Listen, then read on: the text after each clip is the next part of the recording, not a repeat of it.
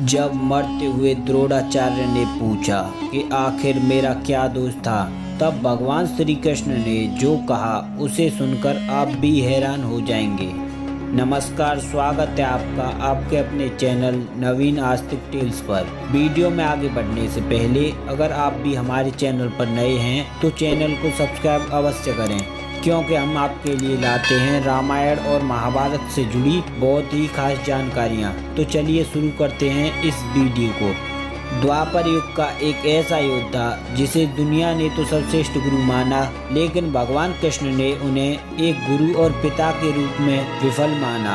वह अन्य कोई नहीं, कौरवों और पांडवों के गुरु द्रोणाचार्य थे। महाभारत युद्ध के समय जब द्रोणाचार्य पांडव सेना का भारी विध्वंस कर रहे थे और कोई भी योद्धा उनके सामने नहीं टिक पा रहा था, तब पांडवों ने अश्वत्थामा मारा गया यह झूठी खबर चारों ओर फैला दी, ताकि वियोग में आकर द्रोणाचार्य अपने शस्त्र त्याग दें, जिससे उनका वध संभव हो सके।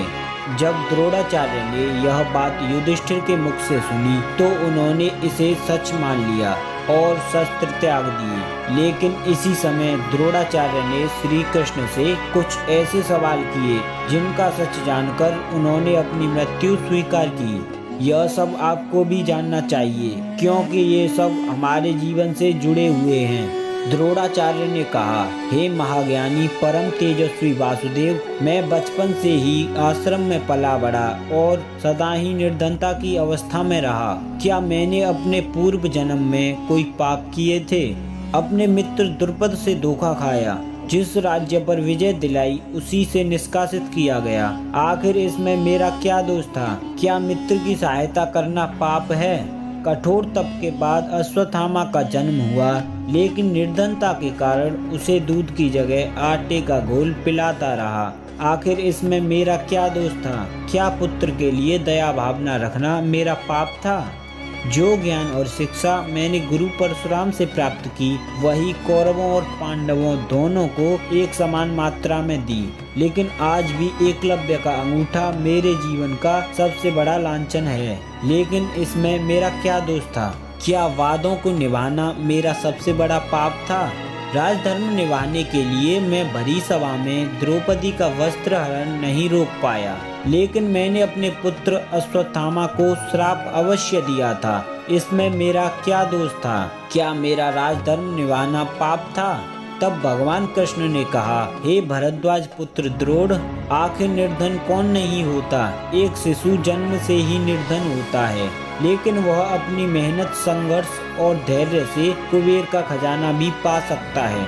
जिस प्रकार आपने अपने मित्र से धोखा खाया, उसी प्रकार वाली ने सुग्रीव से और रावण ने विभीषण से खाया। भले ही इनके मकसदों में अंतर रहा हो, लेकिन कार्य समान ही था। ऐसे में इंसान को धैर्य रखना चाहिए। परंतु आपने अपने प्रतिशोध के चलते अपनी मृत्यु का शस्त्र निर्माण स्वयं धृष्टद्युम्न के रूप में कर लिया, और वहीं से द्रौपदी का जन्म भी हुआ और महाभारत की नींव भी वहीं से रखी गई। हे आचार्य द्रोण, आप सर्वश्रेष्ठ हैं और रहेंगे भी, लेकिन एक धनुर्धर योद्धा के रूप में, न कि एक गुरु और पिता के रूप में। दुनिया आपको एक सर्वश्रेष्ठ गुरु के रूप में न जानकर केवल अर्जुन के गुरु के रूप में ही जानेगी। एक गुरु का कर्तव्य यह है कि वह अपने शिष्य को उत्तम बनाए, उन्हें धर्म और अधर्म के बीच का अंतर बताए और उन्हें सदा सद्मार्ग पर चलना सिखाए। अगर एक गुरु यह सब नहीं कर पाता है तो वह एक शिक्षक के रूप में असफल रहता है। उसी प्रकार एक पिता का भी यही कर्तव्य होता है कि वह सारे मोह त्याग कर अपने पुत्र के चरित्र को उत्तम बनाए। एक गुरु के रूप में आपने केवल अर्जुन को प्रिय समझा, जबकि आप अपने आश्रम के सभी शिष्यों के गुरु थे। वहीं आपने कौरवों को सिर्फ और सिर्फ युद्ध की शिक्षा दी, उनके चरित्र का निर्माण करना तो आप भूल ही गए मुनिवर।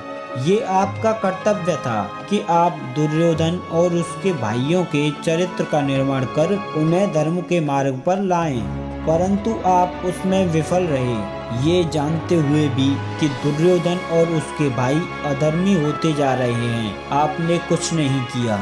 यह आपके जीवन की सबसे बड़ी भूल थी और वहीं आप एक पिता के रूप में सफल होते तो आपको अधर्म के पक्ष में युद्ध न लड़ना पड़ता। आपने पुत्र मोह के कारण अश्वत्थामा को उसके सामर्थ्य से अधिक शिक्षा दी, परंतु आप उसके चरित्र का निर्माण करना भूल गए। अगर आप मोह त्याग कर कठोर रहते और बचपन में ही जब वह दुर्योधन के साथ था तब आप उसे कठोरता दिखाकर धर्म के पथ पर चलने के लिए विवश करते तो शायद आज उसके अंदर का धर्म जिंदा रहता और द्रौपदी के साथ भरी सभा में ऐसा पाप न होता। और अगर आप एक सच्चे गुरु होने का दायित्व निभाते तो मुनिवर शायद आज यह महाभारत ही नहीं होता। यह सब सुनकर गुरु द्रोण की आंखों से आंसू बहने लगे और उन्होंने अपने शस्त्र त्याग कर वहीं जमीन पर समाधि ले ली और योग में लीन हो गई। उनकी आत्मा का एक अंश जाकर स्वयं देवगुरु बृहस्पति में लीन हो गया। तभी द्रुपद पुत्र धृष्टद्युम्न ने उनका वध कर दिया और इस प्रकार पांडवों और कौरवों के गुरु द्रोणाचार्य का वध हुआ। भगवान कृष्ण द्वारा गुरु द्रोणाचार्य को कही गई इन बातों से हमें बहुत कुछ सीखने को मिला है। किस तरह एक शिक्षक और एक पिता अपने बच्चों के चरित्र का निर्माण कर उन्हें एक अच्छा व्यक्तित्व दे सकते हैं। मित्रों, आशा है कि आपको इस वीडियो से बहुत कुछ सीखने को मिला होगा और आप भी एक सच्चे गुरु भक्त और पिता होने का दायित्व अच्छी तरह निभाएंगे। अगर आपको यह वीडियो अच्छा लगा हो तो वीडियो को लाइक करें तथा अपने दोस्तों और रिश्तेदारों को भी शेयर करें ताकि वह भी इस वीडियो से बहुत कुछ सीख सकें। और साथ ही ऐसे ही अन्य वीडियोस के लिए हमारे चैनल को अवश्य सब्सक्राइब करें।